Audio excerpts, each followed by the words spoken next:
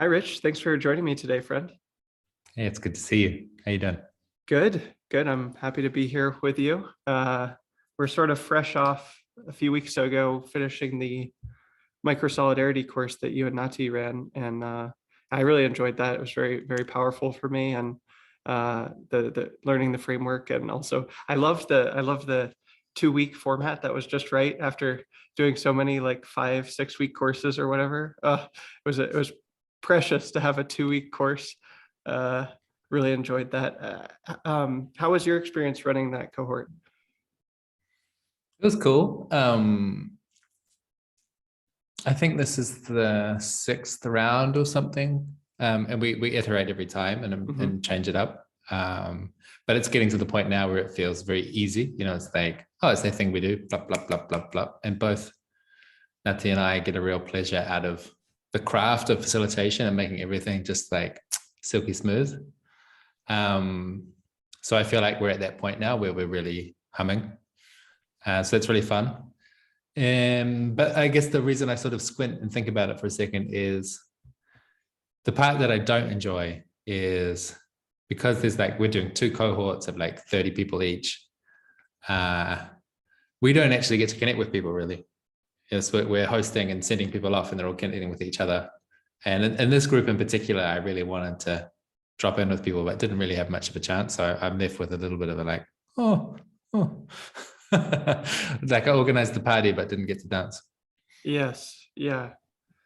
For me, a lot of the sort of intimate connection has come from the crews that have spawned after the cohort. That you sort of had this opportunity at the end to create crews for shared interests, and that's felt like I've had 2 meetings now with a crew that we formed after that, and that's felt a lot more like intimate and connected. So I know I can relate to that as well, insofar as like, yeah, I mean, I think during the course it was like you're talking to people for like 20 minutes or 30 minutes, and it even that on the participant side was like a little bit less connecting than sort of the crews have been. So um, why did you, I can guess, but I'd be curious to hear you describe it. I know you focused this last cohort on like Twitter people specifically, like not exclusively, but there was sort of an intention. Would you mind describing like what the intention was there and what your hopes were with that? I have to be honest, I can kind of develop a logic in retrospect, but I often make these kind of decisions on some kind of gut feel. And some days I just wake up with a bolt of enthusiasm and yeah, I had this sense of like, I would really like to just offer something to the Twitter mutuals that are like not quite friends, but feels like we're getting more and more friendly with each other. Just to see how that would land. I didn't really think about it. I just put the offer out and immediately got a really warm response. I was like, oh, great. I think it's like, I'm living in a place in Lucca in Italy with my partner Nati, and that's the extent of my local community. I mean, we know a few people, but I haven't got really meaningful connections with people here. And so I've been spending more time on Twitter since we've been here than in the past. And I noticed that I'm getting some of my social needs met by being on Twitter. But I had this weird kind of recognition that I'm using Twitter like interactive TV. Like there's all these characters and there's these storylines and jokes and memes and stuff. But there's something inhumane about the people. There's something, and I was just kind of interrogating for myself, what is it like? What is it about this relationship? They talk about parasocial relationships. And I think the dividing line for me is about mutual obligation. It's like a friend is someone you can count on. It's like, hey, I'm really sick. Can you come help me out? Yes, if you're my friend. Whereas if someone on Twitter is like, I've had this bad thing happen, I can just scroll past. It's like I get to decide if I'm engaging or not, and there's no real sense of obligation to each other. And that it's fun, it's nice, but it just kind of lacks a kind of depth. And I've noticed, I think I'm actually a bit of a latecomer on this, but I've noticed that there's a lot of people on Twitter that are actually making genuine friendships. They're not just doing the parasocial interactive TV thing. They're actually getting to know each other spending time, traveling, meeting each other, spending time in each other's places, forming relationships that really make a difference to their life.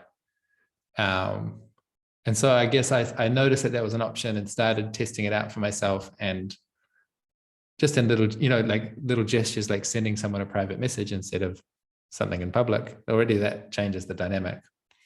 So that was part of my path inwards to creating more meaningful relationships.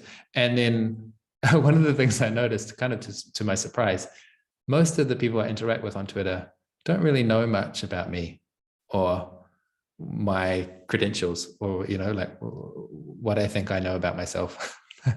They like something about the way that I act, but they don't actually know much about what I have to offer in a practical way. So I had the sense of like, I would like people to know better about what I do, what I got to offer. So I made the offer, and yeah, a lot of people signed up, and we had a great time.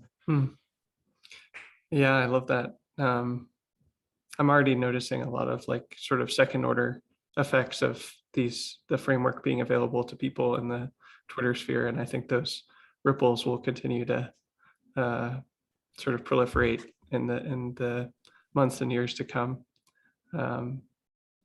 Yeah, that sort of connects nicely to, would love to just hear from you, kind of zoom out and hear about your own background and life story, and whatever you'd like to share about that. Would love to hear it. Sure. Maybe I can start from Luca. Like, what am I doing in Italy?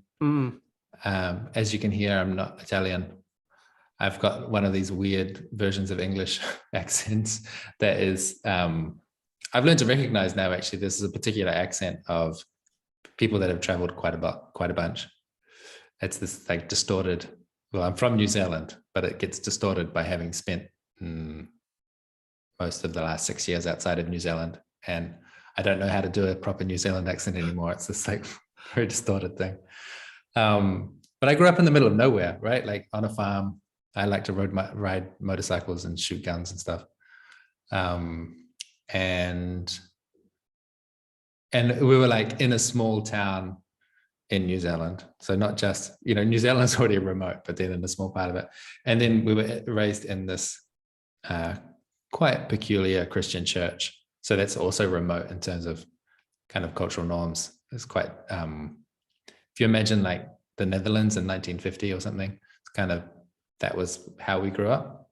It's really old-fashioned interpretation of religion, and really, really quite uptight fundamentalist Christian church, and I was really bought into that. I really thought that was the answer, because everyone around me was reinforcing that, yes, this is the way, the truth, and the light.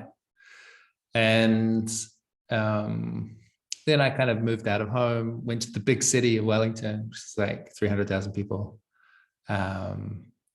Went to engineering school, university, got exposed to like different ways of thinking, punk music, took some drugs, like just slowly kind of came out of the very tightly cloistered bubble that I'd been in, and lost my sense of certainty in my beliefs, and I never did this big like rejection of God or something, but I like to think at least it's more of a transcendence. Like I'm down with Christians, that's great, but I'm just not really down with the exclusive part. I'm not really willing to say that the Buddhists and the Hindus and everyone else, they're all wrong and ignorant and evil, something. Like I couldn't really get that bit.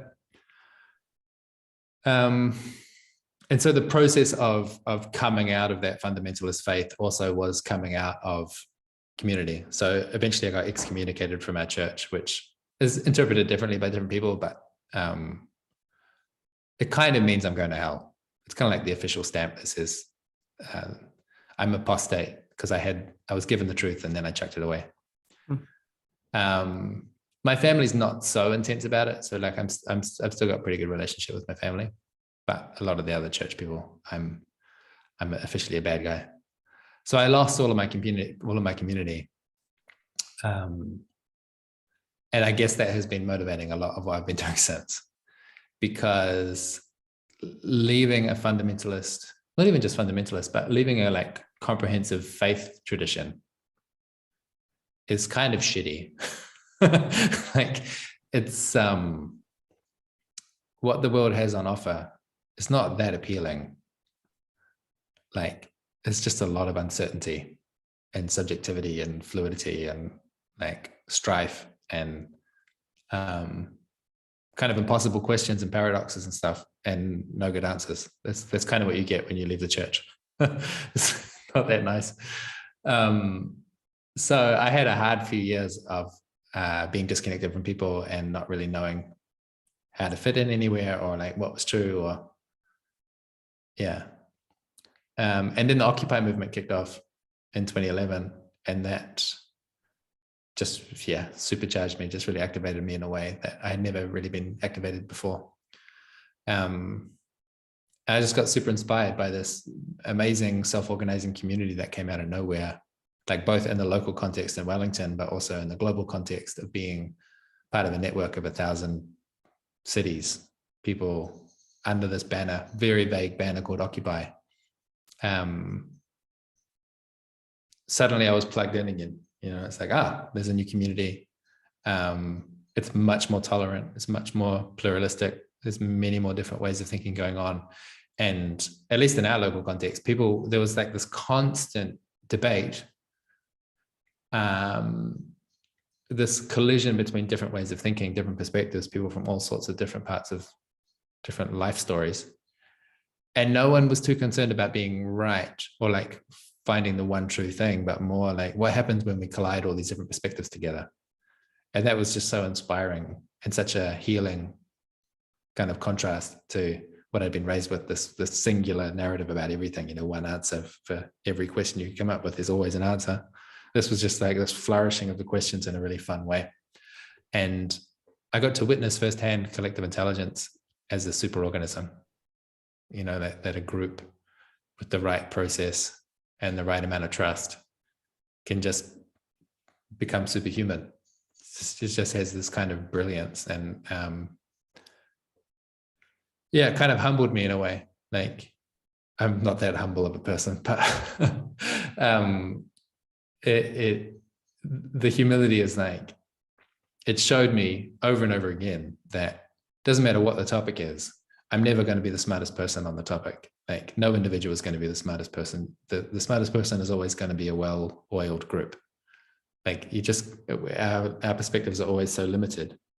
And if you get 5 people together, you can just see so much more of what's going on in reality with that collective intelligence. So that was just like, yeah, it's hard to summarize in retrospect, this like massive upgrade in my personal operating system. But it gave me a lot of enthusiasm. I guess it like supercharged my enthusiasm budget. And sometimes I use the metaphor of like, you know, like those big birds of prey that go up on the updrafts around the cliffs and then they like glide around for hours. It was kind of like that. Like it was like an updraft that sent me so super high in altitude. And I've kind of been cruising ever since. And that was like 10 years ago. I've never really had to come down since then. I felt like a sense of meaning and purpose ever since then that has been fueling me. And so then it's just been like one thing after another of bumbling along, trying to be of benefit in the world, you know, like trying to connect what's my unique perspective and competence and how does it serve the needs in the world. And so that started with a software project called Lumio, which is really quite a simple translation of Occupy style decision-making onto the computer. And then immediately from there into this community called Enspiral, which I'm really happy to talk about more. A peer support community of people doing social impact work. And that's been totally awesome. And then I kind of had this question of how to start more Enspirals, because it's a trust-based network. It's like 150 people. Doesn't get much bigger than that because most of the governance happens by conversation and friendship. It's been hugely impactful in my life, and most people would love something like that, which combines belonging, like long-term committed belonging where people care about you, and meaningful work, like having a job that you care about, that you have a lot of autonomy and sense of purpose in. Most of the people that I encounter in my world would love those two things. And we can't all fit them in Enspiral. And so the Microsolidarity is kind of the answer of like, how do we make lots of those? What do people need to start their own version, their own peer support community that makes a big difference in their life? So it seems like the sort of mental model I've been working off of is that Enspiral is like a specific collective that functions for a specific purpose in a specific place with specific people, and then Microsolidarity is sort of abstracted out from that, like what the best practices are that have worked at Enspiral so that they could be used elsewhere and adapted to different contexts. Is that fair to say? Yeah, and it's actually really hard. It's really hard to decouple what are the design patterns from the specific context. And the process has been over the last, like I said, I've been traveling for like 5 or 6 years. A lot of what's happening in that travel, and now I'm traveling online, you know, meeting with people in all sorts of different contexts. It's just that a lot of what I'm learning about is not like, it's not like a formal study of sociology or group process or something. It's an informal study of what are all the things I took for granted from my local context. Like what comes easily to us in our group for whatever reason, because of the specific people or the culture or who knows what. What comes easy that other people are struggling with. And it's just like this constant process of excavating, and it turns out like, everything's context. There's like no content, there's almost no content.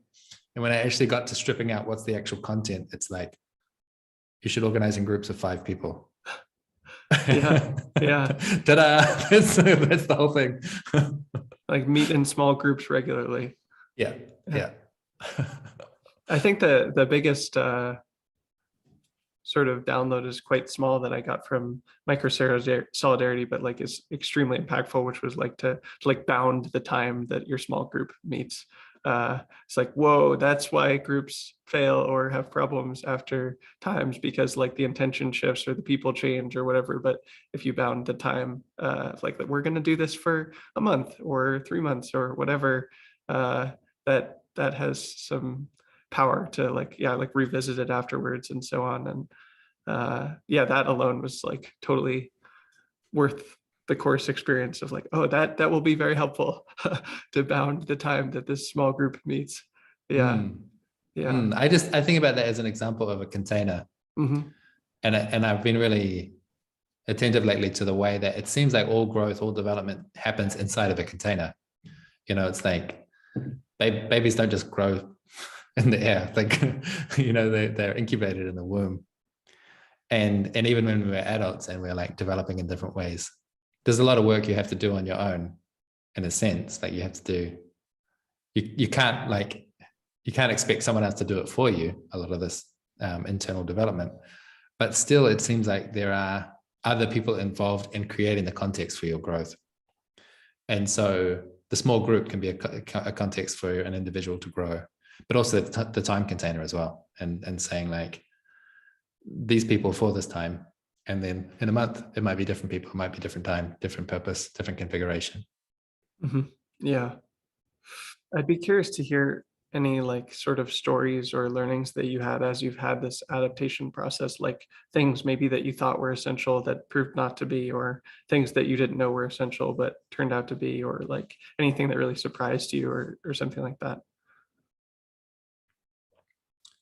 I think the most recent example of a like aha moment of what I've inherited is, so 2 years ago, when Nati and I decided to settle in Europe, we put our hands up to help host a kind of regional Enspiral here. So we call it Enspiral Europe. And we intended to have a gathering because that's what we like to do, get people together for 4 or 5 days. And then the pandemic came on just at the time to interrupt that plan. And so then we had this like 2-year period or 18 months or something of deferred enthusiasm, you know, meeting online, kind of having some sense of connection, but none of the real juicy stuff. And then we finally got people together in August in France, and we had a retreat, and it was so sweet. it was just like this combination of lots of freedom, really good food, a nice river, a nice big house that we're in, and also real depth, people bringing practices to share and like workshop sessions and good conversations and like deep sharing spaces and like just a really exquisite community experience. And the whole time I kind of had this thing in the back of my head, like, why are we trying to extend Enspiral, which is this New Zealand rooted community, across the other side of the world? Like, it makes things a bit more complicated to have to do like international governance and stuff. Why don't we just start something from scratch? And the thing that really like sealed the deal for me was at the end of the retreat, without, like, I was one of the organizers and one of the instigators of someone who's really calling this energy together. At the end of the retreat, 2 people put their hand up to host the next one. And without any real prompting or anything, it was just like a spontaneous, like, oh, we're excited about how this is going. We feel qualified to do the next one. We feel a sense of ownership to do the next one. And like, that is, in retrospect, that was the highlight for me.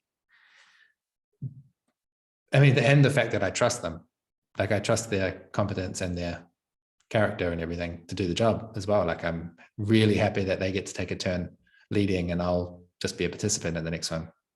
And that made me realize, like, oh, this is the value of Enspiral, is that there's something in that collective identity where people have this expectation of a particular kind of leadership, which is like, it is centralized in the sense that if you're hosting an event, you're going to call a lot of the shots. Like, you're not a dictator or a boss, but you do set a lot of the terms, you make a lot of decisions, and people's choice is either they participate or they don't.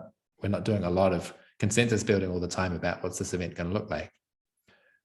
But we rotate, we take turns. So like, I had my turn, and then someone else is going to have their turn in a couple of months, and then and the next and the next. And so in that way, it feels like we've kind of solved the leadership paradox that really upsets people a lot. We're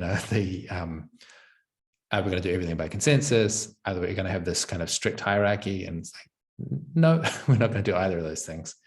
And if it had not been for Enspiral, if people hadn't arrived with that set of expectations, it's very unlikely, I think, that anyone would have felt permission to put their hand up to host the next one. They would have assumed, well, you led this one, so probably that means you'll lead the next one, right?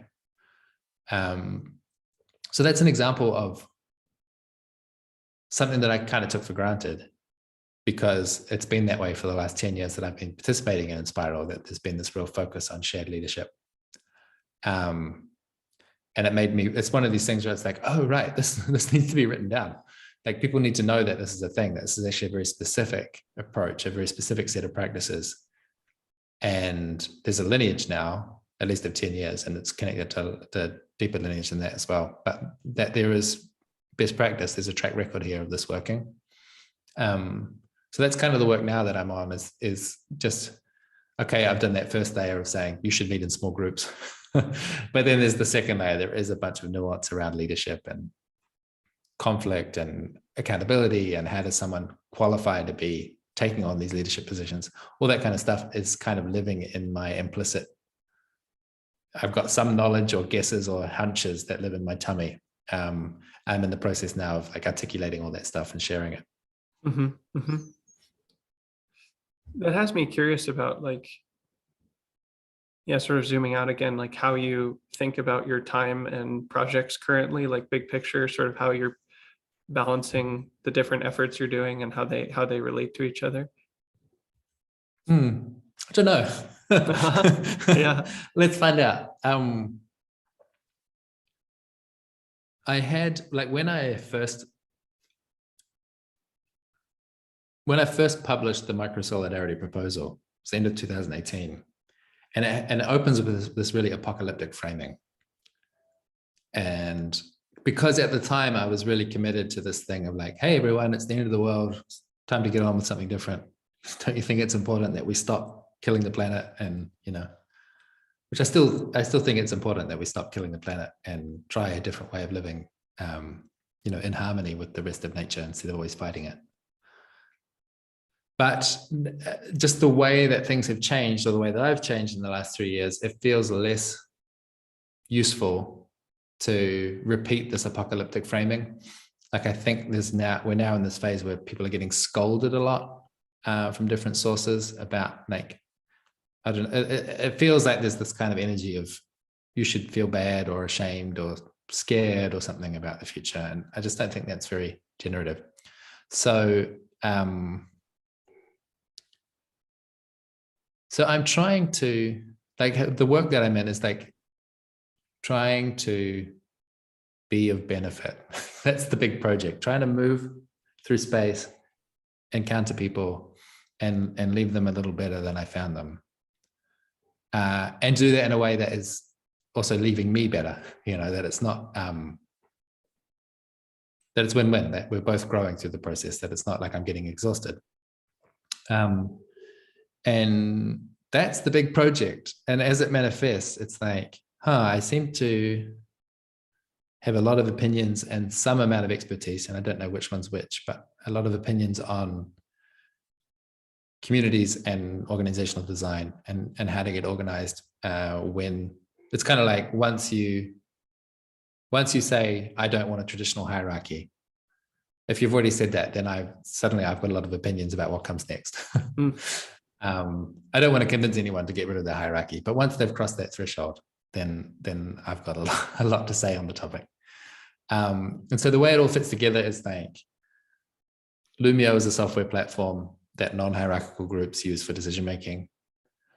The Hum is a training company which supports groups with the practical skills necessary to like actually develop a culture that collective decision making sits on top of, which is like shared responsibility, mutual accountability, giving each other feedback, making having the feedback that happens on top of the decision. So like being able to reflect on how these decisions actually going once we've made them on the tool.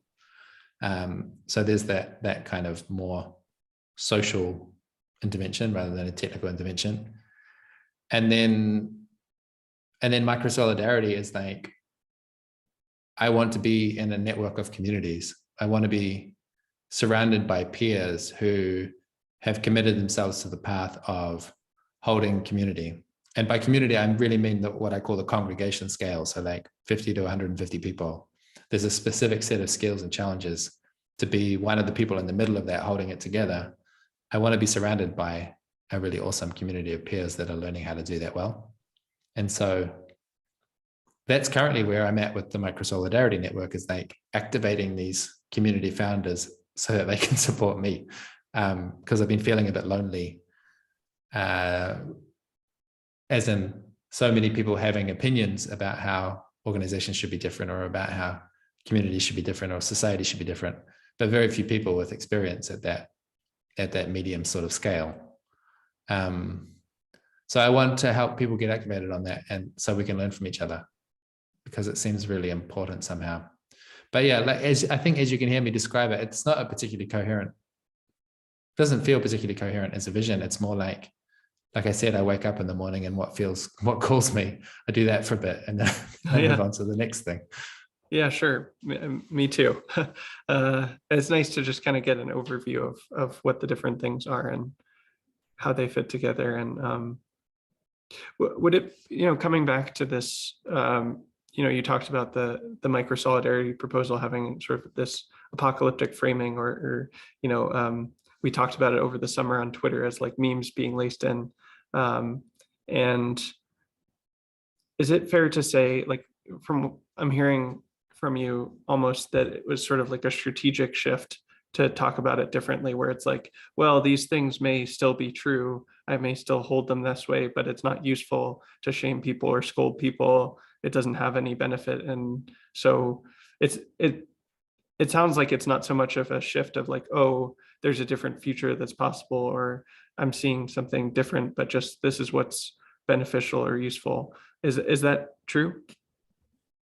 It's pretty much. I think what's shifted is my ability to sit with uncertainty has developed a bit more. So like,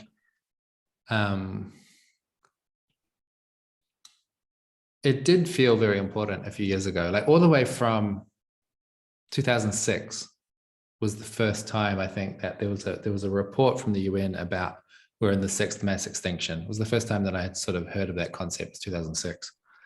And I mentioned in my intro that there was a period of my life that was pretty dark. That was part of it, was the sense of like, hey, this is really important. Like, we're destroying our habitat, and you can tell because all the animals are dying. And we're part of it. It's not like we get away with that without a bruise. And I could see that way back then. And it's just like, obviously very little number of people, very few people in power were responding to that with anything like sanity. So it was really distressing. And then 2011 with Occupy was the first time I met a critical mass of people that all agreed, like, we're on a collision course with something that could terminate civilization, or if not terminate civilization, at least we're talking about like millions and millions of people dying, like massive destruction of the ecosphere. That was my like meeting other people that shared, it was like this private fear and grief that suddenly I got to connect with all these other people. And that was so empowering and exciting to discover, like, wow, there's a lot of us that are afraid. And once we get organized, like, we've got power, we can do stuff. So it was really important for me to sort of ring the alarm bell and say, business as usual can't go on. Things have to change. And then, you have Extinction Rebellion kicked off. I think that was also 2018. I'm not sure. And that for me sort of marked it was between Extinction Rebellion and Greta Thunberg, that sort of marks the high water mark of, hey, everyone, we should freak out. And so since then, I've sort of felt like it's strategic to pivot a little. And when I said about uncertainty, it's like, it means that I don't know what's coming. And there are lots of signs, like very concrete signs, reasons to be fearful or to be scared about what's coming. But we don't actually know. Like, and because I was so committed to this, like, we need to raise the alarm, I'd actually shut myself down on a lot of the positive possibilities. There's this short book called Rethinking Humanity from a think tank called Rethink X. And it's kind of like this very hype, very Californian, like, optimistic, technology is going to save the day kind of narrative, which was very triggering for me to read. But even just spending a bit of time, like, it took me a couple of hours to read the thing, and just sinking into that perspective for a couple of hours. And they're like, yeah, things are bad, but like, imagine if we cracked the energy problem. Like, we've got tons of solar panels and tons of wind power, and we've just got an abundance of energy that's really cheap. Think about all the amazing things we could do. And I'm like, right, yeah, true. There are and just like actually opening up to the possibilities of things that could go really well, as well as the possibilities of things that could go horribly wrong. Again, it's a kind of humility. It's kind of opened me up to, I don't know what's coming.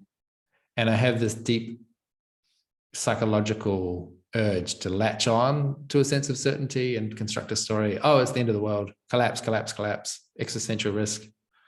I'll form my identity around this. I'll form my tribe around this. But we don't actually know. We don't know what's coming. We might have nuclear fusion next year, and that'll solve a lot of problems.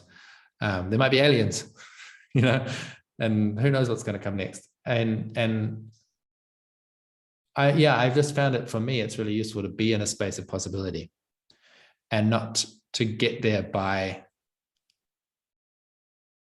delusion or intoxication or like spiritual bypassing, or just, I just won't look at all the things that are sad and scary. Like, that's not very satisfying for an intelligent person. But to look at all the stuff, to feel the feelings, and then to still find reasons to be hopeful, just to not to just be hopeful as an emotion, but to be hopeful as a path in life, as an action, as a mission. Like, I'm going to go around and be a reason to be hopeful. I want to be a reason for other people to be hopeful. Yeah. Really glad to hear about that, because I think I've come from a similar background and trajectory, and sort of the same sort of inner machinations have been happening of like Yeah, just being open to many futures and many possibilities, and yeah, as you say, uncertainty. And there are signs of some things happening and signs of other things happening, and all kinds of things could happen that we couldn't possibly predict. And you know, we have to act on what we know, but who knows what will happen in the future. So it's nice to hear you talk about that, because it is uncertain, as you say. Yeah. There's another piece of it actually, which is about, it kind of came from me studying a little bit more about cults, because this is the big risk of the work that I'm doing with creating templates for people to form community. Like the communities we're forming are really intense. They're really like, it's about intimacy and vulnerability and authenticity and forming quite, ritual and forming these solid connections with each other, which can all be used for coercive ways of building belonging, these coercive cults. And so it's been important for me that part of the download that you get with Microsolidarity also immunizes you somewhat against those kinds of abuses of power. And as I started reading more about cults, there's a page on the Microsolidarity website about cults to go and research if you want to follow it up yourself. But the thing that a lot of them have in common is this apocalyptic framing. Because if we've got such an epic mission, such as, the preservation of life on Earth, it just justifies the most absurd means to get there. And it made me realize like, if I'm saying that we should do this, we should do this particular form of community building because this is going to be your lifeboat, your solution when civilization collapses. It just kind of leaves the door open for all kinds of absurdities. And it's just as true to say, you should do this kind of community building because it feels good and it's nutritious for your soul. And it helps you be a better neighbor and a better partner. And when you say those things, when you just say this is about friendship and having a life worth living, it kind of, I think, leaves less room for demagogues and really distorted kind of ethics, which says, oh yeah, of course we're going to do this weird sex and drug ritual because it's the end of the world and we need to bust through to the next paradigm or something. It just makes it a little bit more sober, to just get rid of all that stuff and just get focused on friendship, being kind, those sorts of things. Is that focus on friendship and being kind and community for the sake of a meaningful life, is that the main deterrent for cults forming through Microsolidarity, or are there other sort of immunizations, as you say, that you're building into it or that you encourage? One of them is about transparency. So cults usually thrive in the dark. And one of the fun things about designing the framework is that I get to, like you say, lace a bunch of memes into it. So one of the memes, like I described with the Enspiral retreat, that there's this expectation of distributed rotating leadership. And assuming there's a bunch of these Microsolidarity communities around the world operating the same way, pretty soon there'll be these memes kind of lying around in culture, which is like, oh, you have inherited a bunch of stuff from Microsolidarity that tells me a little bit about what I can expect from the leadership there. So by that mechanism, I hope to, leave quite a lot of vaccines against abuse of power. So it's like transparency, being suspicious of epic purpose, and trying to find meaningful ways to just ground in more pragmatic purposes. I think is a big part about like creating cultures of authenticity where people can talk about whatever they need to talk about, and that then they're not feeling constantly hounded by social pressure of like, oh, we don't talk about that, or that's not a thing that we can talk about. And so, for example, that would mean I would expect in any community, once it starts to mature to a certain point, there should be conversations about leadership and about power and influence, and like, what does this terrain of status look like in this group, and is it distributed the way that we want it, and do people have access when they need it? And if it's not equal, because I don't think it ever is, do we need to take proactive steps to level it out a bit more and give people more opportunities to gain status? Like talking about status is something that's huge taboo in most groups. And I think one of the antidotes to abuse of power is like you bring it out into the open and you make it something that's talked about. So there's a bunch of stuff like that.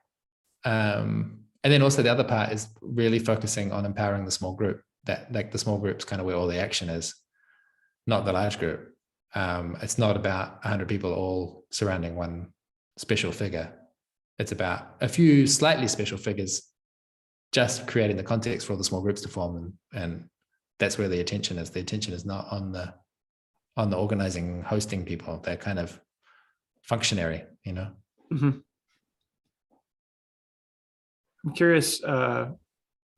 You talked about like you sort of an extreme example for what cults are, and you're like, oh yeah, the sex and drug thing, and certainly there's examples of that. But I imagine you've been exposed to sort of more, less acute forms of culty behavior. And what are some of the kinds of things that you've seen that are like anti-patterns for community that maybe are like less sort of blatant, but are still problematic? Yeah, it's well before the cult phase. Mm-hmm. But a lot of what I wrote in the original proposal was addressing what I felt were anti-patterns in community formation. Mm-hmm. So like a good example is the whole burner culture, where you have, obviously there's like home base of Burning Man, but then this international network of burns. And then not just the events, but the sort of expanding community around it. Just like I described with Occupy, a lot of other people will go to a burn and have the sense of like, I found my people. And it's hugely intoxicating, kind of in a positive and in a negative sense. Like there's this amazing relief, like, oh, it's not just me, there's these other people here that see the world a little bit like I see it, or that we're all mutually giving each other permission to be ourselves, or something like that's happening. And it's fun, it's super celebration. But what tends to happen in those communities outside of the week-long gathering is very unstructured. They usually have like a Facebook group and some shared houses and some parties. And tends to be, within that culture, there tends to be people experimenting like outside of conservative ideas about monogamy or about drug use or alcohol, or, you know, like that there's this real radical experimentation culture. People stepping outside of traditional boundaries and going, nah, we don't need all those rules. We're going to do things differently. And I think the experimentation with social forms without structure is really like a recipe for a lot of people to get hurt. And I've just seen it a lot. And by hurt, it comes at different levels. There's I think the most common one is someone who feels very connected and is like showing up at all the events and having a great time. And then something happens in their life where they're not well, or, you know, they've got a chronic illness is a common one, and they can't participate in the same way. And they kind of don't get any support. They're no longer showing up, and so they become invisible, and everyone kind of forgets about them. And maybe they've got one or two friends that care, but most people, there's no structure to hold them. There's none of that container like I described, for people to notice like, hey, this person is not here, because there's no hard boundaries. There's no like, this is who's in and this is who's out, and then the small groups thing. Like, I wanted people to really understand the basic social physics of like, if you have 500 people and one person's not there, no one's going to notice. But if you have 5 people and one person's not there, it's really obvious. So that's just like a minor example. It's not very dramatic, but I think a lot of people have been burned by that sense of like really hyped. This is going to be awesome. I found my people. There's so much love and compassion. And then when they need it, it's not there. And then they get kind of turned off on the whole project. And then from there, it just gets progressively worse and more toxic. So I think there's a lot of stuff around people bonding over these peculiar, like complementary traumas And then often the bond becomes sexual. And then because it's trauma-based, like it gets really bad. and then we have this like, oh God, what do we do? It feels like you were manipulating me and I was manipulating you. And I've got this massive regrets or this sense of like sometimes a feeling of being abused. And who do I go to?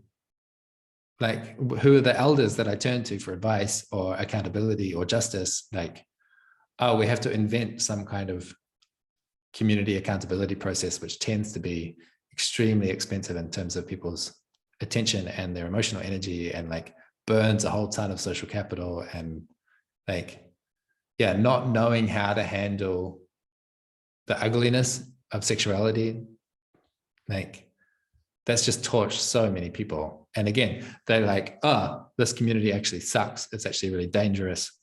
And what's the alternative?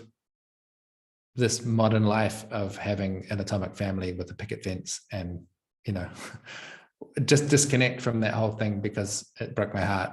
I just see a lot of that happening as well. And my answer is like, yeah, you need governance. Like, you need some kind of structure. It doesn't have to be deadening and, you know, bureaucratic.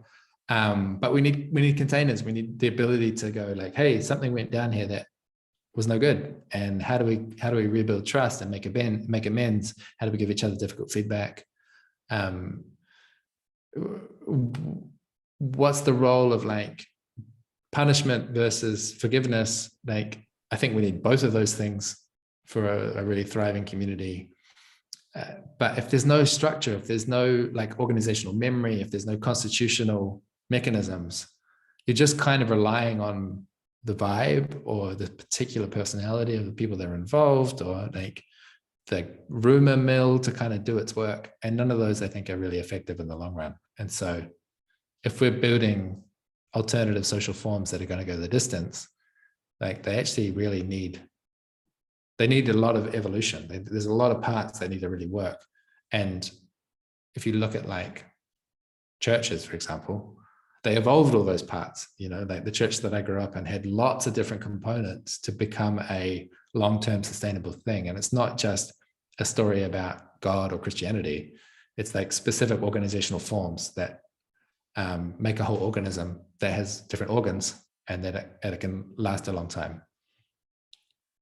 What are some of those organs or functions that you see recurring for, say, the different congregations or groups of that size will need? Yeah, I mean, it's hard to say at this point because the communities that I'm mostly supporting at the moment are all in a similar like startup phase, which is all about, they're all like 18 months old, calling the first members in. They'll be having retreats. So that's definitely an organ. One of the most important organs is like, can we have a gathering once or twice a year where a critical mass of our community get together and they deepen their bonds. They're able to reflect on what's been happening in the past and like upgrade our agreements, or like set new, make decisions, you know, set new priorities for what we're going to do next, and have sufficient bumping time for new collaborations to really form. It's like really hard to get collaborations to form through online connection, but when you put 50 people in a room for 3 days, then like tons of new stuff happens. So that's definitely one of the organs. But yeah, the communities I'm mostly involved with at the moment are all at that stage of like just starting to learn, okay, we need gatherings, we need crews. Occasionally we might need to have more of like a plenary where people can get together and meet online. And they haven't really graduated beyond that. But I know that that next layer is coming. So what I see as a kind of guess is that what comes next, it really depends on scale as well. So there's the first thing of like, what are some basic practices that support a small group to have a good time together? So like, there's a whole library of different practices that you can use for like deepening connection and insight and getting advice and being coaches for each other and doing different relational practices. So there's that. But then once you get, 30 people or something, 50 people, you're probably going to have to make decisions at some point, like who gets to join, and what do we do when there's a conflict, and these sorts of things, you know. Again, because of the social physics of group size, when you have 50 people, you've got like some exponential number of relationships between all those 50 people. And it's impossible to have 50 people all having a high degree of trust in all the other people in that room. There's always going to be some tension and frustration and like bruised relationships. So there needs to be mechanisms. You need to learn how to design and operate mechanisms for recovering trust and renewing it.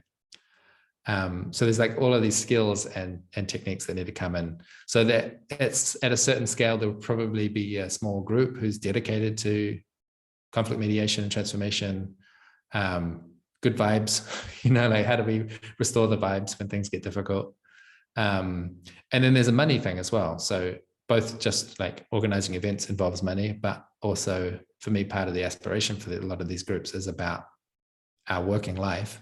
And that means investing in each other sometimes, you know, like having the financial infrastructure in place so that you can send money to someone when it seems like it's going to be supportive for them or somehow good for the community. So there's like again, it's like a whole set of competencies involved with how do you handle money? Like, are you going to do it in this new crypto land, or are you going to do it in the traditional way? And if you're doing it in the traditional way, then what are all the legal requirements and the taxes and did you know if you use that system, you pay 10% fees, and this one you pay 1.5% fees, and there's like a whole stack of different skills involved.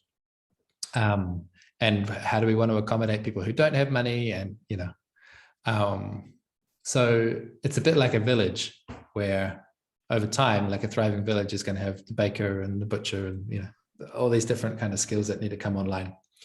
And it's a combination of group size and longevity that these different functions are going to come online. At some point, you're probably going to have elections, you know, or something like it, so that people can be put into a leadership role temporarily, and that there's some accountability around them. Maybe you want to have a group that does strategy. I don't really like those, but some groups like those. There's lots of these kind of things that make it look more like an organization over time, I guess. But I don't really know yet what the real strong patterns are. This is to be discovered. Right. What you talked about this a little bit earlier, but what's your sort of hope with focusing on building congregations, and what are you hoping to create there? At the moment, I'm personally in contact with about 30 of them. And these are all groups of between 30 and 200 people. And they're all committed to, in their own words, I mean, my words is they're trying to be a benefit in the world. They're trying to create spaces for belonging and meaning and purpose. That just seems like a good thing to exist. And then the networking those groups together just accelerates our learning process and makes it less likely that any one of us is going to collapse. So like, one of the reasons I am always talking about the crew in the congregation is when your crew is struggling, one of your congregation mates can help you fix it. Or even if your crew disintegrates, you're part of a wider congregation. So you get to just like there's like a composting that goes on. You get to recompose into another group. Whereas if you don't have that congregation container, if your crew disintegrates, you kind of like, you just go, and all the energy and the lessons and the resources, they just kind of like, they're not contained. And so it's the same with like having this network now of congregations, is that we can help each other when we're struggling. Like, especially, like I say, in this early stages, there's some really key things you want to get right, and we can't expect anyone to like have all the answers.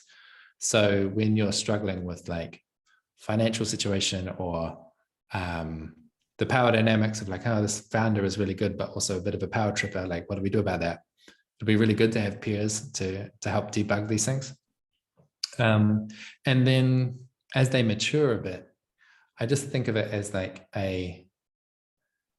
just a more sophisticated social network that's got more reach and more competence. So like where I'm from in Wellington, It's very common. It's kind of normal that when you leave home, you know, for university, so you're like 18, 19 years old, until you get married, maybe late 20s, 30, you spend all that time, like a decade, in shared housing with other adults, you know, so there's like 5, 6, 7 people in a big house. It's really normal. And in Wellington, there's this completely opaque but super active system of sorting people into the right house. There's these kind of like mega houses, and each of them has their own distinctive flavor, because that one's a little bit more political, and this one's a bit more musical, and this one's a bit more punks. And if you're a new person in town, you just need to go to one party from one of those mega houses, and you'll be routed efficiently towards like, oh, your people are kind of over there, and they'll help you find the actual specific place to live, you know, and like the parties to go to and the introductions you need. And this network must be, I don't know, there must be thousands and thousands of people in it. This is what happens when you have a tightly contained, like the city of Wellington is in this very tight boundary between steep mountains and a harbour. So it's all really held in there. And then we're in New Zealand, so it's far away from everything, so it's hard to get away. There's this like critical mass of connections and mutual knowledge, so that everyone knows everyone. So you can kind of route people through the system. Also has some downsides, but it's really good for helping people to find their place. I think I'm trying to reconstruct something like that, but that's not geographically limited. It's limited by some vague set of values and purposes, but unlimited geographically, so that there's lots of different flavors. So like, okay, you want to be doing a regenerative village project. Well, we've got 7 of those. Would you prefer British Columbia or Portugal, you know? Or you want to do an entrepreneurial ecosystem. Okay, well, there's these other places, or these ones that are completely online, that you have kind of like lots of different flavors and a sense of extended family between them. So that you can say, oh, well, I've been involved in this community in Austin, and that kind of gives you instant access in Berlin, because there's shared language. In the same way that like the burner community works like that, it's exactly like that. Like you can go in just about any city these days and search up who's a burner, and you'll find good people to hang out with. It's like a new kind of citizenship almost. I see it like that. And I don't know if it's going to be microsolidarity precisely, or if that's just my ego trip. But this idea of like extended communities of practice where people are trying to do life and love and work and doing it in a collaborative way, I think that's just kind of happening. And I don't know like what's the best role for me to play in it. But at the moment, it's fun to like trying to articulate this sort of passport. What's the sort of bottleneck or constraint right now on spreading microsolidarity as far as you can tell? I don't know. I mean, I have a hunch, but I just want to be clear. Like, I don't know any of these things. I know about my experience, but these questions are so complex and subjective, you know. But just my best guess at the moment. One of the things is about lineage. Like I said about the example with Enspiral, I inherited that. You know, I didn't do something to create the shared leadership culture. I got that for free. I sustained it by my participation, how I show up, but I didn't create it. And actually not just that, like I got it for free, but prior to Enspiral, if I didn't have that context, I would have been actively interrupting the shared leadership culture. Like if I hadn't been in that training ground where people were like getting to know me and helping to like shape my personal development, I would have interrupted the process of shared leadership. And so I've got this whole cohort of people at Enspiral, but then also where did they come from? You know, where did they learn those skills? And I keep saying this, but one day I'm going to really trace the lineage back a long way and see, because I'm sure there's some magic stories in there. But I do think that we're dealing with a kind of culture which is passed face-to-face, hand-to-hand, and you can't put it into a PDF, you can't put it into a website. It has to come from this contact. And it's a bit like sourdough, maybe. Like you can start a sourdough from scratch by just like leaving the ingredients out on the bench, and like some yeast will land in there from the air and you'll make something. But there are also specific kinds of sourdough, which have been like the same culture has been continuously incubating for like hundreds of years. And you can't download that. You have to go to the source and get a piece of it and bring it into your own context. So it is possible for people to start with our lineage. It's just going to be a bit random. And if you can start from a starter culture that's actually mature and highly evolved, I think it's much more likely that your group's going to go well. So the things that I've decided to put into the framework versus the majority of things which I've left out are saying, like, if you just do this is my best guess, but if you just do this, I think you're likely to avoid all the early traps and get to a sustaining, thriving group that can then have its own stamina and strength to be able to deal with whatever challenges come your way. If you don't do these things, you might make it, you might not, but it's kind of like you might be perfectly safe to not get vaccinated, but I got vaccinated. I'd prefer to have the dose to make it less likely that I'm going to really get harmed by this pandemic. It's a bit like that. I think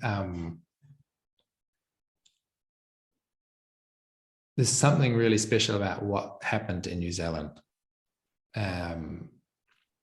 That means there's some kind of quality of relationship there, both like interpersonal relationship and then collective organizing. That's just different from most of the places I visited. And I think it's one of the starter cultures to share from. I think it's this peculiar relationship in New Zealand between Indigenous people and settler people, which, while, you know, it was colonization, it is still traumatic. There's a huge amount of harm done. In the global scheme of things, the relationship between Indigenous and settler people there is more harmonious than most other places. I think that has made a positive contribution to how we be in groups. And so I think we've got something to offer. I think there's other sources as well. I really don't want to claim like we're the only one. But yeah, if you're not connected to any lineage, you're less likely to succeed as a group. So that's one bottleneck, is just like who has access. And so that means we need to be able to create spaces for people. I mean, we're doing this little 2-week training that you mentioned. It gives you a taste. It gives you a little reference point of like, oh, this is the vibe. This is the flavor we're going for. Something about the way that Ngati and I are relating to each other through that process sets a role model for you to go like, oh, right, yeah. You already know this, but you get a clear picture. You're like, yeah, that's something to calibrate against. But there's a whole bunch of stuff we can't do on Zoom that we need 3 or 4 days together to go into like deep process. And that there's just so many more opportunities to demonstrate a particular way of being for people to really pick it up and for them to see their own obstacles that they have to relating in that way. And then it's like at the moment, it's me. I've got a few peers where I feel like these people are holding me up, but I'd love to have an abundance of peers, you know, and that each of us doing this work have an abundance of peers. And most of us that are doing it are pretty isolated, like as far as who's actually got the experience and the skill to empathize with the challenge that I'm facing as a community leader right now. A lot of people that are doing that work only have like 1 or 2 people, and I'd love them to have 50 and a sense of like, oh, there's an abundance of places I can go and just share vulnerably about what I'm dealing with and vent all of my frustrations about what it's like to be in that role and get good support. So I think that's one of the bottlenecks, but then probably there's many more bottlenecks, which is just about my own neuroses and peculiarities and my inability to receive help and these kind of things. I don't know. Sure. Tell me. So I'm hearing like partly it's sort of in-person time with an existing, sourdough culture, as it were, and then also sort of at the congregation scale, like peers that are also have experience and skills in creating congregation scale communities that you can lean on. Yeah. I think there's also a little rebellion in me that says there is no bottleneck. It's Mhm. growing at exactly the right rate. And Mhm. I've got no complaints. I wanna honor that voice as well. It's like it's growing really beautifully, and it's just such a joy to watch it. Yes. Yeah. Relate to that part. It strikes me that hearing you talk about the sort of admixture of the indigenous culture and the settler culture in New Zealand, and like how that's created a specific sort of uh, occasion for these kinds of practices to arise in a certain way, is at the same time like the just how beautiful the internet is and how much is made possible that, yeah, even if you can't have in-person connections, you and I have not yet met in person, for example, maybe one day we will. But at the same time, like, so much is made possible by the internet, and fascinating things are happening there that are really beautiful, I think. Yeah. um There's another bottleneck, potentially, which is just like, how does someone get paid to mm, do the community building work? Because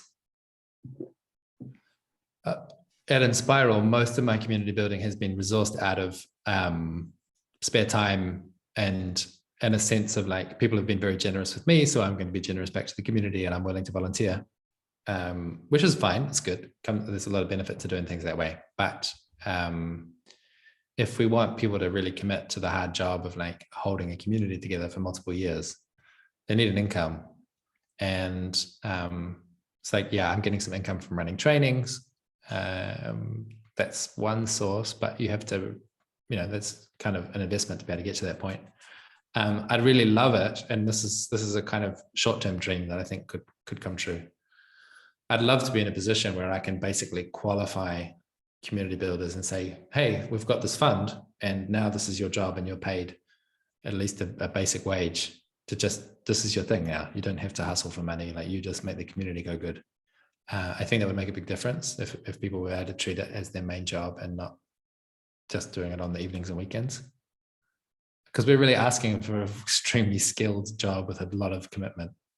So it's kind of unrealistic to expect that's only going to come out of people's spare time, or like people that have got rich on crypto or something. mm-hmm. Is there a kind of economic model that you anticipate or hope might develop around these kinds of structures? Yeah, there's one which feels worth trying, at least, which is about focusing on the events and saying, like, every 6 months we have a very high quality gathering, which is 50% of training, 50% a kind of open space, community driven, co-created, do what you want thing. And the training has to be good enough that people are willing to pay like a decent sum of money, because they're like, I get transferable skills. It's not just about connecting with people I care about. I'm actually going to really upskill in a bunch of stuff that is valuable to me. And then the open space co-creative time is like, this is where ownership and belonging kicks in. The problem with open space is it's hard to get people to pay for it, because it's like they're bringing all of the work. So who are they paying? But yeah, I think we can use these retreat moments, these gathering moments, as this peak of attention and obtain a yield, as they say in permaculture. Like, make that a surplus generating event. And you do creative things so that you're not alienating people who don't have money. You can do sliding scale ticket prices and stuff, but really set the goal of, which is what we're going to be doing with the coming events. Can we generate a surplus and use that to then fund the community building in the intervening period between events? So we'll see how that goes. It's still like, as soon as you get money, you get peculiar dynamics that have to be managed. So I'm not sure what the side effects are they going to be. And I mentioned crypto as well, because I think there's opportunities for, there's just so much random funny money going around in crypto that I think it's going to be possible to just kind of, in the last 3 days, they've raised $35 million to buy a copy of the Constitution. And when I say they, I mean a completely decentralized network of Twitter people, which is kind of like just having a good story and the right meme at the right time, and then the coordination infrastructure to say, we're doing this, who wants to chip it in? And I think something like that could happen for Microsolidarity, either through that kind of very widely decentralized crowdfunding, or by, I do know now, an increasing number of really wealthy people. So it's kind of on me to tell the story at the right time to the right people when it's mature enough and make the ask. I think that'll just open up philanthropic funding, which is not a business model, but it does create some ease for people. Mm-hmm. And then beyond that, it's kind of like, we've done a lot of experimentation at Enspiral, and I don't think we've really found a satisfying answer beyond various kinds of volunteering a lot. Mm-hmm. Mm-hmm. Do you know, I've seen about this sort of constitution fundraiser thing with crypto, but do you know what the specific mechanisms that they're using to gather that money are? Not in a huge amount of detail, but basically it's like, because of the way smart contracts work on the blockchain, you can just say, if this, then that. You can do this conditional commitment. So if we reach this target, then this amount of money is going to be debited from your account, and we're going to buy the thing, and you're going to have governance rights in proportion to the amount that you contributed. And so it's like this very trustworthy algorithmic style of governance, which means, and not just the governance, but also the financial pipes are all done through crypto. So there's this like international by default, frictionless, permissionless. Anyone who trusts that contract can sign up for it and participate. Yeah, it's kind of, yeah, like I say, it's frictionless, it's like just the easiest possible way to get people to participate. And then on top of that, you have a bit of tweeting, a bit of meme power. That's basically the coordination infrastructure, as far as I know. I don't think there's any like legal entity. Maybe they have got, maybe someone has had to now to participate in the auction side of things, but it's mostly done through code. Yeah, I would love to see that sort of infrastructure become commonplace and ubiquitous and able to be deployed locally within a small group, kind of at will. That would be, I think, a lot of possibilities would open up if that. I mean, I think that's a lot of the intention of some crypto projects. It's just not, it's not at that ubiquitous stage yet where it's commonplace for that sort of thing to happen. So it's exciting to see such a huge example of that sort of thing, and that sort of signals to me that might become possible in the future of smaller, local scale, ubiquitous, common, well understood, deployed versions of that are for specific things. Like, I don't really personally resonate with purchasing the Constitution. I can see why people would, but like there are things that I would resonate with that would be much more local, and I want to fund you doing a gathering, or I want to fund this person's hobby project or whatever it is. And I think Patreon's kind of like maybe a good example of that sort of thing in the sort of older style, and it'd be interesting to see what new possibilities might arise with crypto. Yeah, I think it's worth saying as well, like in my personal journey through my career, I started with technology and going like, there must be so many opportunities to build coordinating technology that's going to accelerate collaboration, which there are, but it's not random that I wound up doing community building. It's like, that was the conclusion of, okay, the more interesting opportunities are in culture. They're in how do people relate to each other. For me, I mean, there's going to be great opportunities for coordinating technology, but I think there's going to always be so much of governance and collaboration, which is illegible to computers, which is just purely about vibes and trust and the embodied feeling of what is it like to be with someone, and do I trust them or not? You just can't get a technical view on that. And the sort of risk of crypto and DAOs and these things is the technology is so shiny, it kind of gives you this wish that, we might be able to solve all the challenging parts of human relationship if we just had the right technology. And it's really good at these short-term one-off things, like we're going to crowdfund $35 million in 3 days. But what happens if the people who are behind that crowdfund have some strained relationships? Like, what's going to support them? It's not going to be a smart contract. Yeah, I think having good social technology available, like the Microsolidarity framework, is what will make those things work or not. And yeah, it's within that context that I'd be excited about actual technological developments that aren't just like shiny, flashy stuff, but stuff that's like boring, like electricity is boring.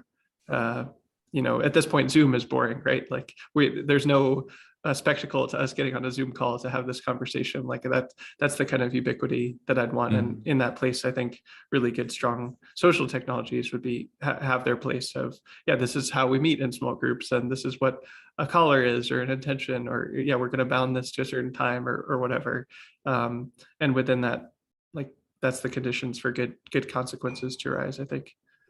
Yeah. And Zoom was boring even before the pandemic started. Yeah. It was at that level of maturity that when we finally needed it, it was like, oh yeah, we've got this. A lot of people have already got this. We already know it's already deployed. Yeah. Which just sets the time horizon. It's like it could be a few years off before. Yeah, before we're there with these DAOs. Yeah. Yeah. Totally. Are there any new sort of things that you're experimenting with on the social technology side? Like I know there are a number of things that you sort of tried and did within the cohort of the Microsolidarity framework. Is there anything that you've been trying that's new for you? I think the new thing, well, one thing is I haven't had that much time to do new stuff lately. And so both Nutty and I are like putting down a whole bunch of client work to make space for creativity and new developments. And so what's new for me? I guess there's two parts. One is new collaborators. So the gathering we're going to run in Belgium in May, and potentially there's going to be one in the States in like October, November. We'll be collaborating with this super rad dude, Carl Stayet, who's an internal family systems trainer and general awesome dude. So that's kind of like adding more depth on the therapeutic side as well as the conflict resolution side, and he's just got tons of experience with people in co-living villages, and like he adds a whole dimension, and he's going to be coming in quite a significant way, I think, next year. So that will open up a lot of practices that come with it. Whereas, so far the IFS, for example, we've just done tiny little taster of like, oh, this is a useful metaphor, do parts work. But to have someone who's really competent to do the therapeutic stuff where it gets more painful, that's really cool. And then the side that's more about what I'm doing is I'm attempting at the moment to draft a kind of competency framework or a developmental pathway where, if you forgive me, let's assume that I'm the most qualified Microsolidarity practitioner in the world, because I invented the system, so I get to be at the top. Sure. And then you've got someone who's just heard about it and they're really excited. It's like, what's one logical path for them to get from where they are to have the skills that I have? I'm laying all that out and articulating it and trying to deal with my own triggers about hierarchy along the way. Sort of like a skill tree that you're building. Yeah. And it's really fun. It's really exciting. It does, like I say, it's a bit self-triggering because there's a bunch of hierarchical dimensions to that.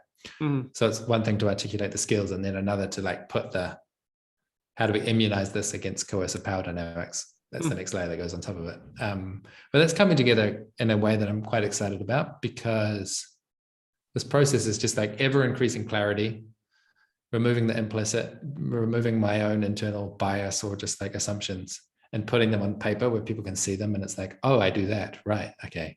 If I want X, then I must Y. Well, not must, but like, this is one way to get there. I'm quite jazzed about that. So I can see people, I don't think it'll be like formal certification or qualification or something, but informally having a sense of like, oh, I'm kind of at this stage of my journey, and there's 3 other stages that I'd get to before I could really feel competent to host a group of 150, or that just to orient people to where they are and what's a logical pathway. I think that's quite exciting. So I suspect that's going to be a big chunk of my work over the next 6 months or so. What's in the skill tree that you're aware of now? Sounds like you're still mapping it out, but what's in there now? Yeah, because it's me, it's all mapped in terms of fractal group sizes. So Well, first you have like a baseline requirement, prerequisite for anyone that's participating at any level is what I call interior curiosity.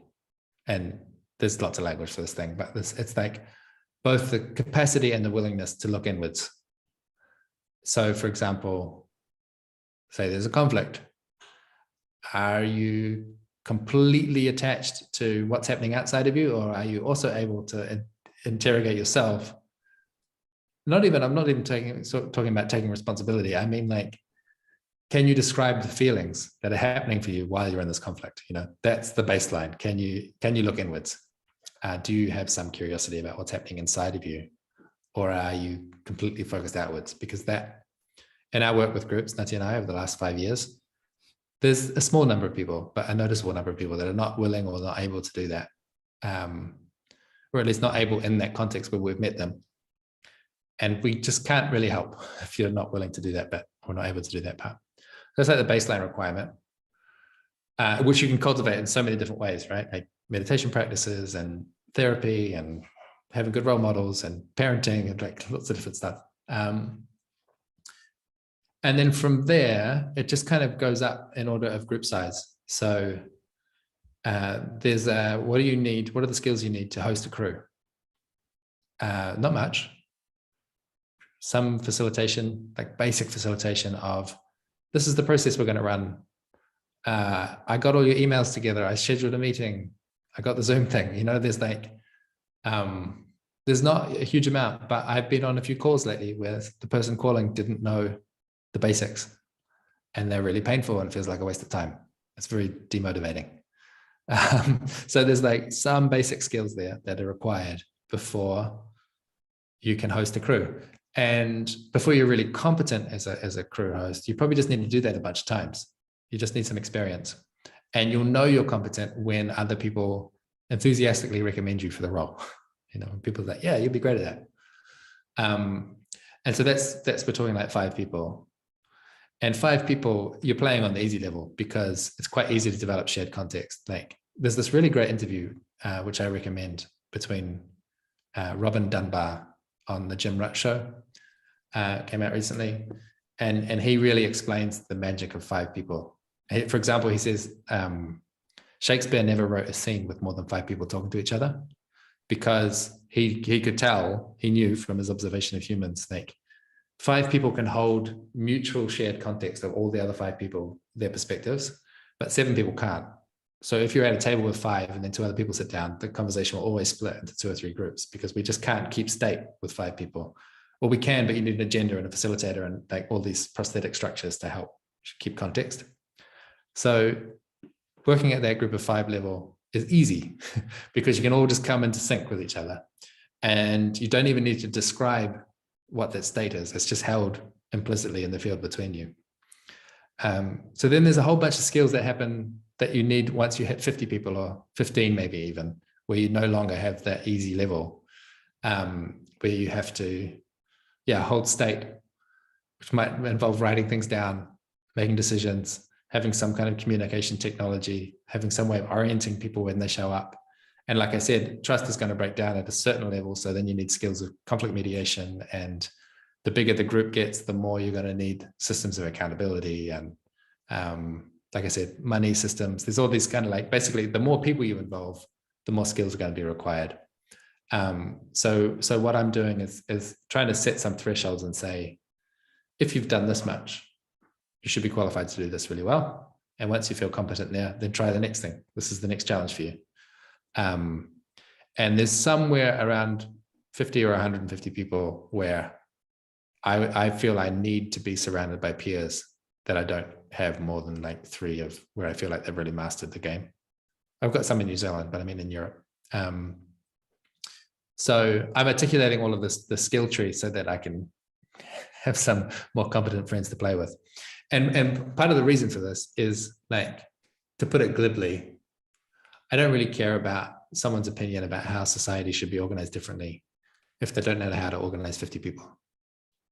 It's like, you're going to have some interesting ideas for sure, as like a, radical, political, you got some ideas. But if you haven't personally encountered the paradoxes and the trade-offs of what it's actually like to organize people, like, your ideas are going to be really simplistic in lots of ways. So I'm just looking forward to the day where I can be in a group where I know that everyone here knows how to organize 50 people, and then potentially keep going up that ladder of like, oh, everyone here knows how to organize a network of 50 groups of 50 people. Awesome. What are our opinions about how the world should be organized? Like, I think those are going to be pretty high quality. Interesting. Yeah, this is making me reflect on like something that I've really wrestled with a lot in the last couple of years, and especially as things have been on Zoom more, is how much I typically dislike group things. And I much prefer this, like a one-to-one connection, because yeah, that's my ideal social connection, is one-to-one, because there's like 100% shared context, and you can kind of like meet the needs of both people. And I think that, sort of makes me skilled at doing this sort of thing, these one-on-one conversations. But I really don't like group things as much, and have been really grateful for Microsolidarity, because that's sort of given a framework for maybe what's missing in a lot of those contexts, where it's like, oh yeah, we haven't shared intention, and we're going to meet for in this structure for this long and have this format. And like, I notice when that sort of structure is held, it is a lot easier for me of like, okay, for example, there's going to be time for me to speak, or time to hear from each person. It's like, I think it's like weirdly, maybe not weirdly, but surprisingly to me, like the absence of that is stressful, to be like, oh, not necessarily that I need to speak, but like, will I be able to speak? Or will I hear from other people? Is there someone that's just going to be quiet the whole time because there isn't space for them, and that kind of thing? And I think there's a few other things there, but I'd be curious, to hear if you have any reflections on that, of like, on the one hand, I'm really comfortable with the one-to-one, and then on the other hand, like, oh, groups. Yeah, I don't typically like groups as much. Well, let's get back to the apocalyptic framing, right? Yeah. Like, I don't think one-to-one conversations are going to result in the kind of energy transformation and economic transformation that we need, and restoration of ecosystems and so on. A lot of that work is going to be achieved by large groups moving in unison. And at the moment, most of the people you see that are willing to move in large groups in unison are, well, let's put it politely and say they tend to be on the far right. And the people with more progressive values and ecological values are largely very dysfunctional in groups. And my proposition is that part of this is about having nested fractal collective identities, so that you're mostly attached to your little squad, but you're also attached to a congregation, and that congregation is also attached to a bigger network, and that's attached to a bigger movement. And that there's a kind of articulation between these different scales. So like the mental model I have, because of my engineering background, is like a robotic arm, where like you might be a fingertip, and you're attached to a finger, which is attached to a hand, to a forearm, to an elbow, to a shoulder, to a body. And there's a lot that you can do as a fingertip, Some of the most fun things in your life can be achieved with this little motion. But, after this call, I'm going to go cook dinner, and I'm going to use my whole body. There's some things where you need to act in unison. The other metaphor, which is maybe less tasteful, is thinking about an army. Like there are strategies, there are moments where an army needs to move 1 million people in lockstep, more or less. And then there are other moments where the army needs to break down into groups of 4, and those groups of 4 need to be autonomous and making their own decisions. And then they need to be able to move between those two states instantaneously. I think that's what a sane reaction to climate change and ecological disaster looks like, is the ability to move the right joint at the right time. So like there are some problems which are neighborhood problems. There are some which are global. There are some which are in your family. There's just all these different scales. And something that's happened over the last century or so is all of our imagined communities have disintegrated, and we're just left with I'm an individual consumer with no attachment to other people. And so people have like there's just such boring, naive conversations about climate change where it's like, oh, personal responsibility, or the government should do it. It's like, yes, and like there's all of these different scales that we need to be able to act, and we can't mobilize that collective action if there's not a collective identity. So these collective action problems, which are like choking us at the moment, are collective identity problems. And my view on collective identity is these nested circles. Yeah, I'm thinking about, as you speak about that, of like how, yeah, we do think of ourselves as individuals, and I think that's a strength and a weakness. And like, if you look at, I'm thinking of like getting the image in my mind of like birds flocking, and like birds know how to flock together. And it seems like there could be a analogous thing for humans where we are able to move in these huge groups, but still retain the benefits of being individuals as well. And but there's not a clear image that comes to mind that like reflects that in the same way that a flock does for birds or something like that, or a sea of fish or whatever, that still shows the individuality in the same way. But I've been sensing for some time that something like that is possible for us at this time. The rules that govern a school of fish or a flock of birds, they all are about the relation between the birds. They don't give an instruction to an individual bird that says you need to develop this skill or that skill. It's like you need to track your distance from the other people and maintain equidistance between three of them or something like that. It's all about how are you relating to the others. That's where you get this emergent behavior come from, is the simple rules which are governing the links, not the nodes, the interactions between them. Yeah. I mean, I guess to be fair to humans, I know we do this sort of thing, but like we have maybe could do it better or something like that. It's not that we don't do it, but it feels almost unconscious or less structured than it could be, or at this particular moment in time, like there are structures that could arise that would be good that currently don't exist or aren't evenly distributed or something like that. Yeah, I feel like I want to say as well, with my robot metaphor, I don't have this vision that we're going to organize everyone into this great robot and that's how we deal with climate change. I really appreciated Kim Stanley Robinson's latest book, Ministry for the Future, because he sort of just demonstrates a way that we might get away with climate change, sort of solve it, with all of these different actors, some of whom are working at cross purposes. But they're all being effective. That's the thing. There's like multiple different agents, but they're all being effective. And so like, I imagine many of these robot arms, I imagine the next Occupy movement playing out with the same level of chaos that it had, but that just there's a few more people that are better resourced in conflict mediation, that are better resourced in decision making, that are like, have access to money or whatever. They've got better relationships with people in power, like the same chaos that we keep seeing, the same like burbling craziness that is humanity, but just a bit more mature, a bit more competent, a bit more fluid in its articulation and ability to move. If we can pull that off, then I sort of feel like the big challenges that we face, that we only need a tiny little upgrade, very widely distributed, and we'll be in a much better position for confronting these kind of massive challenges we face. Yeah, right. I like that. Yeah, it's sort of hopeful. Is there anything related to any of the topics that we've talked about that you'd like to say more about or talk more about?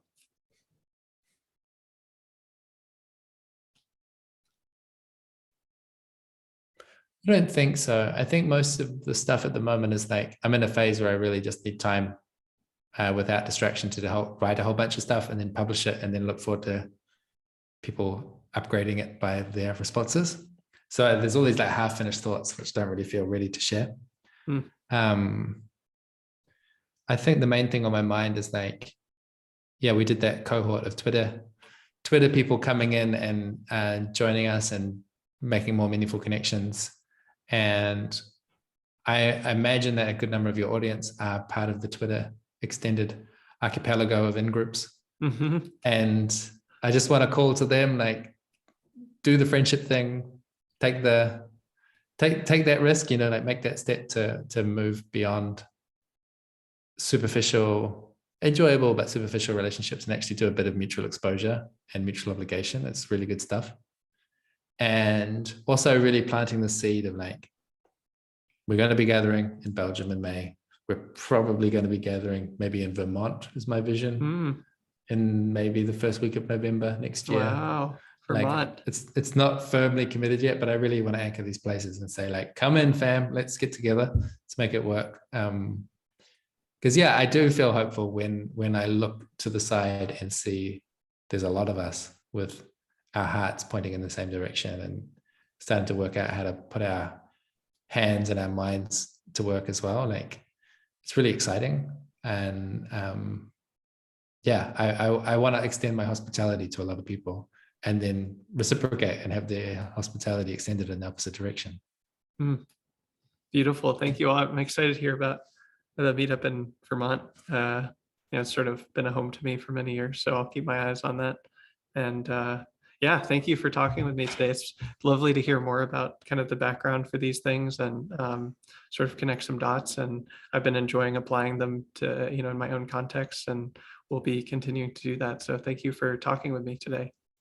It's such a pleasure. And please do let me help, when you're applying these things and they don't go very well. And you get into these painful moments. Like I really love debugging any kind of group problem. And this goes for anyone listening as well. Like if you've got a group problem, the offer, if we're friends, send me a private message, we'll get in touch and have a conversation. If we're not friends yet, do it in public. Like any kind of collaboration advice needed on a public Twitter thread, I'm there. I'm all about it. I love that. Thank you for making that offer and making it clear how people can ask for your help. That's really helpful. Yeah.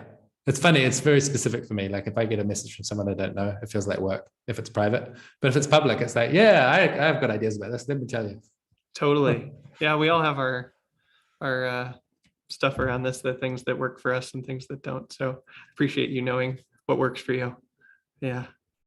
Okay. Well, thanks for talking to me, Rich. Pleasure.